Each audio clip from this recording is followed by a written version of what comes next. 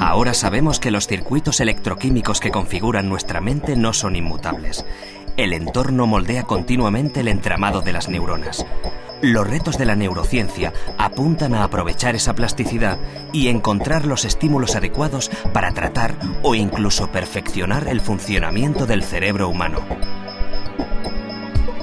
Punset descubre hoy, junto al neurólogo Álvaro Pascual Leone, el funcionamiento de la estimulación magnética transcraneal, un método para modificar la actividad de las vías neurales sin la administración de fármacos ni la utilización de cirugía.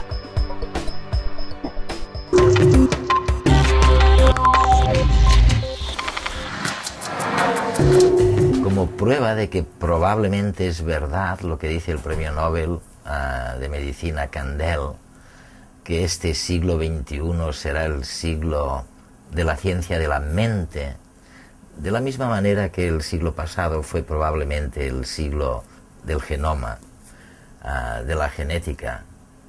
Vamos a hacer un experimento conmigo mismo, en persona. Tengo un poco de miedo y tengo la suerte de que a mi lado está el promotor genial de esta idea de aprovechar la plasticidad enorme del cerebro mediante, bueno, interacciones que él llama, Álvaro Pascual Leone, no invasivas. No invasivas. Esperemos. No invasivas porque no tienes que abrir la piel, no tienes que abrir el cráneo, no requiere cirugía, simplemente es una forma precisa y controlada de modificar el patrón de descarga de las neuronas en una parte concreta del cerebro.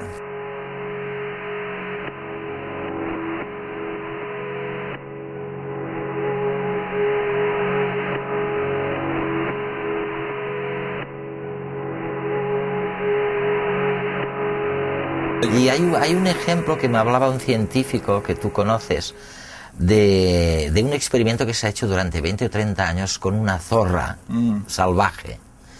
Y primero midieron la distancia a la que la zorra, cuando te acercas a ella, se aleja. Unas dejan que te acerques un poquito más, y otras, en cambio, empiezan a correr cuando estás relativamente lejos. Bueno, pues eligieron las que aguantaban más la presencia humana y estas las domesticaron. Y al cabo de 30 o 40 generaciones había cambiado el cerebro de la zorra. O sea que lo que tú me estás sugiriendo es que es posible cambiar el comportamiento de la zorra, en este caso del homínido, sin tener que esperar a 30 o 40 generaciones. Sí, exactamente eso. Esa es exactamente la idea. diciendo. La idea es que nuestro comportamiento es consecuencia de cómo funciona nuestro cerebro, y nuestro cerebro, a la postre, es consecuencia de nuestro genoma. Entonces, el ejemplo que estás diciendo es la demostración de que cambios paulatinos en evolución en el genoma dan lugar a un cambio cerebral y a un cambio en el comportamiento. Pero eso dura años, generaciones y generaciones. De hecho, es algo muy poco adaptativo. Si esa fuera la única cosa que tenemos, nuestra vida, nuestra sociedad cambia infinitamente más rápido que generación a generación. Claro.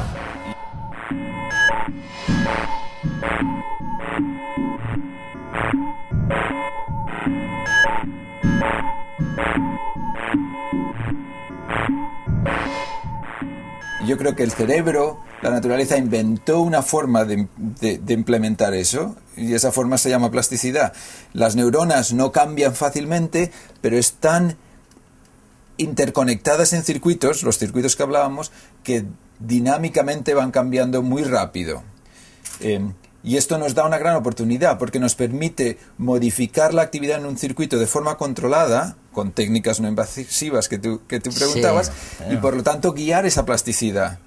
A esa zorra que te decías, sería posible modificarle el comportamiento para adaptarla mejor a su medio en cuestión de horas. En una cuestión de horas. O sea que pasaría de ser salvaje y agresiva a ser como era esta zorra, cooperativa, mansa, domesticada, pero hasta el tamaño del cerebro parece que eventualmente cambia. Primero cambia la función, pero función y estructura al final es una misma cosa, y si cambias la función va a cambiar la estructura, y al revés, si cambias la estructura va a cambiar la función. Función-estructura, estructura-función. Ambas se confunden en el terreno neurológico si partimos de una de las premisas ahora ya aceptada. Mente y cerebro son uno solo, constituido por miles y miles de circuitos de neuronas. Nuestro cerebro es el origen de todas las funciones cognitivas, de las emociones y de los sentimientos. Conocer más sobre la relación entre los circuitos y su función permitirá influir en la enorme flexibilidad de nuestro cerebro. Veamos una de las técnicas empleadas para ese fin, que tiene la gran ventaja de no requerir intervención quirúrgica alguna. Tras probarla, nos interesaremos por las aplicaciones actuales y futuras.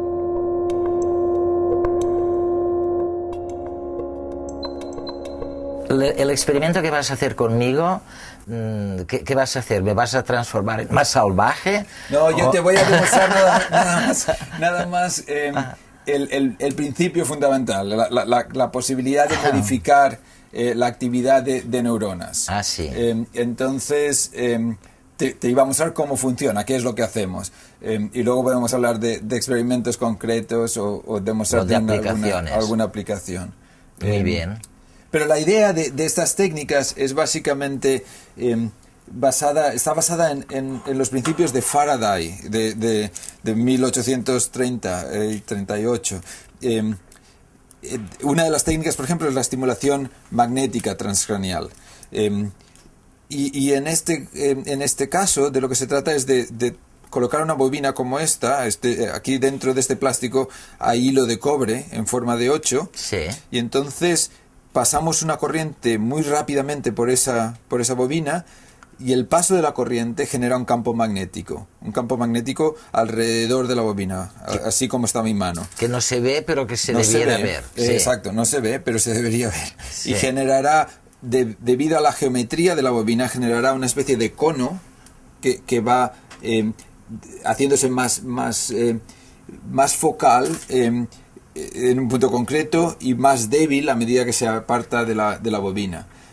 Con lo cual, si colocas algo cerca de esa bobina que puede conducir electricidad, entonces ese algo va a recoger el campo magnético y se va a inducir una corriente en ello. El algo que colocamos son tus neuronas. Entonces, para hacer eso, tu cerebro. Lo que hacemos es colocamos la bobina sobre tu cabeza, en el punto concreto, y dependiendo de dónde esté, va a penetrar por la piel, por el hueso, sin cambiar, porque el campo magnético penetra sin ser alterada por el hueso, pero cuando llega al cerebro, como el cerebro sí que puede conducir electricidad, ese cerebro recoge el campo magnético y se induce la corriente en él. La neurología está de moda.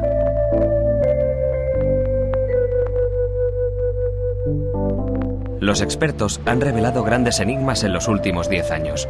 Hoy conocemos cada vez mejor el funcionamiento de nuestro cerebro. Sabemos que es plástico y que las neuronas también se pueden reproducir en cerebros adultos.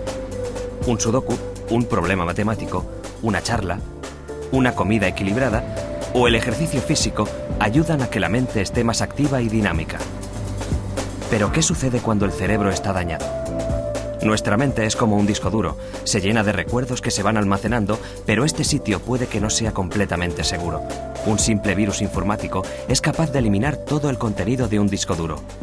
En el cerebro, este virus sería equivalente a un traumatismo o a la activación de un gen que deteriora la memoria. Estudios recientes revelan que en estos casos no podemos acceder a los recuerdos, pero sin embargo están allí.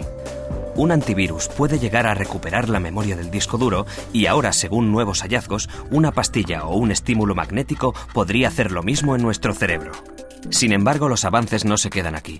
Una cosa es restaurar la memoria en individuos con alteraciones genéticas o estructurales y otra es aumentar la capacidad cognitiva en sujetos sanos. Algunos científicos ya han conseguido aumentar así la capacidad de aprendizaje en animales de laboratorio.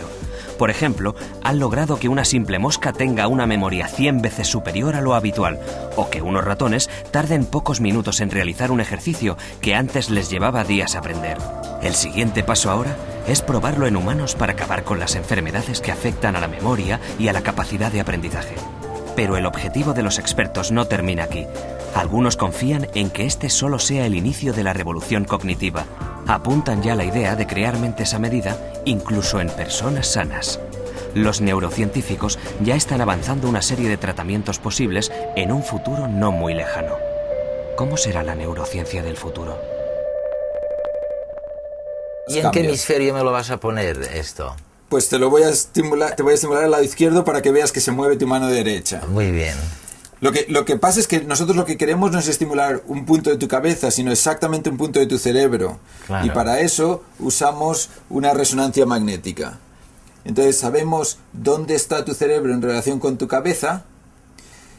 Tenemos estos 3 puntitos aquí que nos permiten saber dónde está la bobina en relación con tu cabeza. Ajá. Y entonces en tiempo real, si yo muevo la bobina luego en tu cabeza, verás que va a cambiar el cerebro. Va a ir cambiando, va a ir actualizando dónde estoy disparando la estimulación. Entonces podemos decir, bueno, yo quiero estimular un punto concreto, ese punto concreto, y saber, basado en eso, cómo colocar la bobina para estimular. Muy bien. ¿Okay? Vamos a hacerlo. Esa pues, es la idea. Usemos esta misma bobina que te he demostrado para que sepas que no hay magia en ello. Esta es otra bobina distinta, hay distintas formas, distintos tamaños, etc. Dependiendo del tipo de aplicación. Pero para este ejemplo que queremos dar, yo creo que demostrar que se puede llegar a hacer que tu cerebro, las células que controlan tu mano, se modifiquen y te hagan mover aunque tú no quieras. Aunque yo no quiera, ¿no? Yo creo que eso quizá vale la pena demostrarlo. Sí. Vamos allá. Entonces, pues, a ver.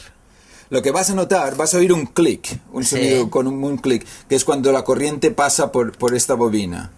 Y vas a notar como si te dieran un golpecito en la cabeza. Pero el cerebro no siente nada. El cerebro no siente nada. Todo eso está en el cráneo mismo. Ahora no. Ahora no. Depende de dónde esté colocado. Ah. Ahora sí. Ahora sí. Ahora. Perfecto. Perfecto. ¿Qué se nota? O sea... Pues mucho miedo. Pero eso es previo a la estimulación. Claro. Eso es previo a la estimulación.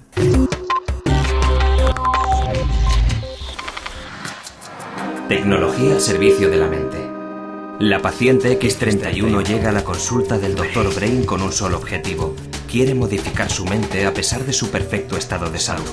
De hecho, lo que quiere es aumentar su capacidad sin hacer nada. En el siglo XXIII, esto ya es posible.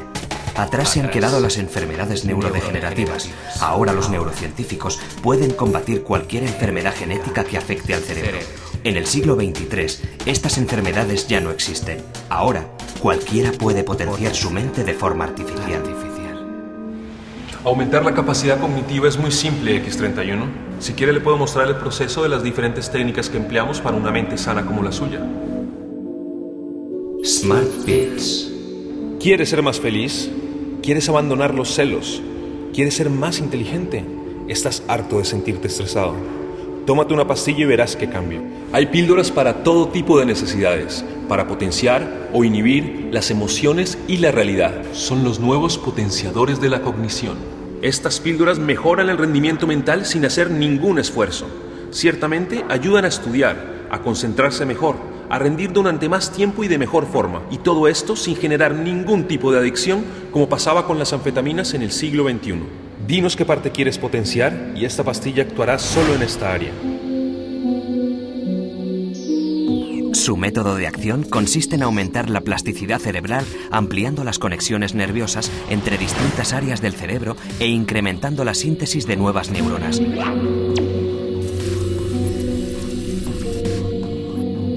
Estos fármacos ayudan al cerebro a crear patrones o redes neuronales que normalmente no se producen. Magnetic Fields. ¿Deseas mejorar tus funciones cerebrales de una forma completamente pasiva? Siéntate y deja que los campos magnéticos alteren los impulsos eléctricos que emite tu cerebro. Lo más asombroso de esta técnica es que es específica a cada región del cerebro que tratamos. Esta técnica, conocida como estimulación magnética transcraneal, lo que hace en realidad es estimular ciertas áreas del cerebro, sobre todo las ligadas al aprendizaje y la memoria. Y el último, Brain Transplant. este caso es más invasivo que los anteriores, puesto que se consigue un cambio radical pasando por el quirófano. Es para pacientes que necesitan cambiar su mente por completo. Se trata de un trasplante de cerebro. Puedes elegir la mente que quieras de un catálogo e incluso puedes elegir qué recuerdos conservar. Del resto, ya te encargarás tú de guardarlos con tu nueva mente. ¿Es así como queremos ser? ¿Hacia dónde somos capaces de ir con todos estos avances? De momento, para que esto suceda, habrá que esperar mucho tiempo, pero puede que sea el futuro que nos espera. Tendremos a nuestro alcance la posibilidad de corregir los problemas neurodegenerativos o incluso mejorar la capacidad mental de la gente sana. Con los conocimientos que tenemos hoy, esto sería del todo imposible. El cerebro está diseñado para responder al entorno y adaptarse a él. Un exceso de estimulación mental sin necesidad podría no servir de nada, o todavía peor, podría llegar a dañar el sistema nervioso por completo. ¿Hasta qué punto debemos interferir en el potencial de las mentes? La realidad es que los avances en este campo de la investigación han dado lugar a una nueva disciplina, la neuroética. A muchos especialistas les preocupa el impacto que pueden tener estos descubrimientos. Por un lado, acabarán con las enfermedades neurodegenerativas, pero, por el otro, corren el riesgo de extender el uso de estas técnicas a la población sana. ¿Cómo reaccionará un cerebro sano a estas invasiones externas? Quizás ya no oiremos nunca más la palabra Alzheimer o trastorno cerebral en el futuro. ¿Pero a qué precio? A pesar de la redundancia, comprar inteligencia es de tontos.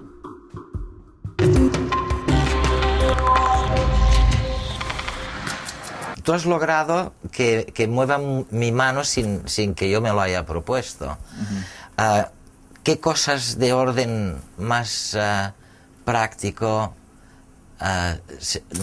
nos puede servir esta... Fíjate, simplemente eso es interesante porque te permite estudiar cosas como por ejemplo, ¿qué hace nuestro cerebro para explicar lo que hacemos? O sea, si tú estabas con la mano parada y no tenías que hacer nada, pero si te hubiéramos hecho que cuando una luz enfrente de ti, como un semáforo, se ponga verde, tengas que mover la mano, o sea, el semáforo está rojo, cuando se pone amarillo, cuando se ponga verde tienes que mover. Eso es todo lo que tienes que hacer. Tú estás preparándote y ahora, antes de que se ponga verde, yo te estimulo. Entonces, como acabas de ver, yo soy capaz de hacer que se te mueva la mano sin que tú hayas querido. Claro. Pero si hacemos eso en el contexto de esa tarea y lo hacemos el estímulo al poquito tiempo, alrededor del tiempo donde tú hubieras movido de todas maneras, entonces, en vez de coger y decir, tu máquina me ha movido, los sujetos lo que dicen es, esta vez he movido muy rápido. O sea, podemos engañarnos a nuestro propio cerebro y hacer que el cerebro del sujeto interprete un movimiento que nosotros hemos hecho... Que lo ha hecho él. Como que lo ha hecho él. Lo cual nos permite empezar a preguntarnos cosas como si el libre albedrío realmente qué es, si realmente decidimos movernos cuando creemos que estamos decidiendo movernos, cuál es la fisiología de todo esto. ¿Y qué tenemos que creer? Bueno, yo creo que desde el punto de vista del fisiólogo, hablando como fisiólogo, lo que sabemos hoy por hoy es que los datos que tenemos no demuestran que haya una decisión anterior a los procesos neurológicos que dan lugar al movimiento o a la decisión. O sea, que no hay evidencia clara de que realmente hay un proceso de decisión previa a la ejecución. Al movimiento. Eso no quiere decir que no lo haya, simplemente quiere decir que va a ser más complicado demostrarlo. ¿Y en qué contexto con pacientes utilizáis ya estas técnicas de activación? Nosotros lo que estamos haciendo es nos hemos dado cuenta de que la capacidad de modificar la actividad en un circuito no está limitada a un circuito concreto. Entonces puedes estimular zonas motoras para este tipo de estudios que hemos hecho, o para hacer que sujetos con un infarto cerebral que no pueden mover la mano puedan recuperarse más rápidamente. Ah, sí, ¿eh? Pero también puedes estimular zonas frontales, por ejemplo, para modificar la capacidad de la gente de tomar decisiones, para hacer que las decisiones sean más altruistas, más generosas, para que enfermos que tienen trastornos de personalidad, Sí. con personalidades sociopáticas, que empiecen a tener más empatía ante las situaciones. Y en cuestión de Tiene muchas adicciones, aplicaciones. por ejemplo. Entonces eso tiene repercusión para adicciones a nicotina, a cocaína, adicción a la comida. Puedes modificar los circuitos de recompensa para que la actividad excesiva que hay en esos circuitos en adictos se reduzca. Ah, sí. O sea, la idea es que es un principio fundamental. Claro. Si puedes modificar Jo. actividad en un circuito y tener una repercusión comportamental en sujetos normales o en enfermos, entonces el límite es identificar el circuito. En el momento en que has identificado el circuito, puedes modificarlo en la dirección correcta.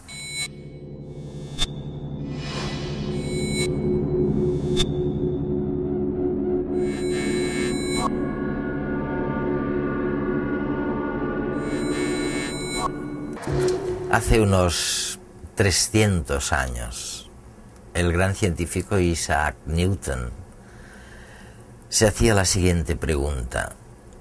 Él decía: me gustaría penetrar en el misterio para saber cómo a partir de una percepción visual del universo, de lo que tengo fuera, se puede desembocar en lo que él llamaba la gloria de los colores. Álvaro, ¿sabemos algo más desde entonces de este misterio? Hombre, más sabemos. Los últimos años hemos aprendido mucho sobre el sistema nervioso, sobre neurociencia en general y sobre percepción específicamente. Y yo creo que hay una serie de cosas que hemos aprendido que son notables y son interesantes. Por ejemplo, sabemos que el sistema nervioso genera hipótesis, genera expectativas. Es una máquina de crear una expectativa de la realidad. Y esa expectativa luego se contrasta con la realidad externa y puede o bien dar lugar a la sorpresa y al placer. al placer. Puede ser consistente la expectativa con lo que encontramos o no. Dependiendo de lo que encontremos y del mapeo entre la expectativa y la realidad externa, pues entonces da lugar a unas percepciones o otras.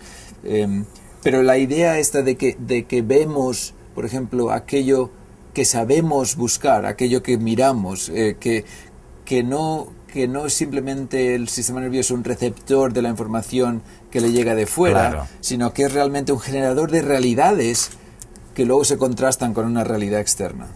O sea que cuando le reprochamos al cerebro que siempre ve lo que cree y no lo que ve realmente, algo de verdad hay en Sí, esto, ¿no? eso es exactamente lo que hace nuestro sistema nervioso.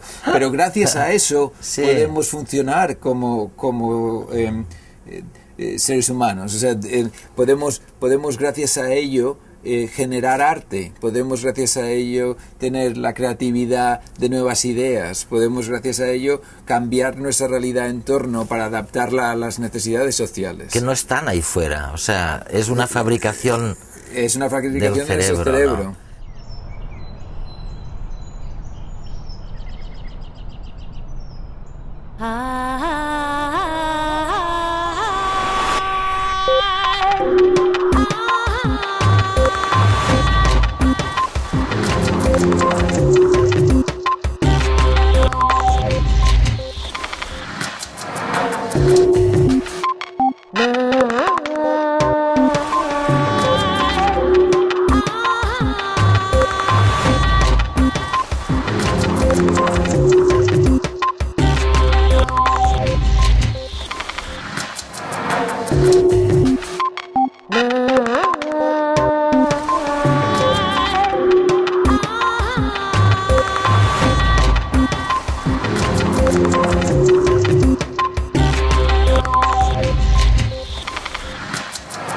Chao.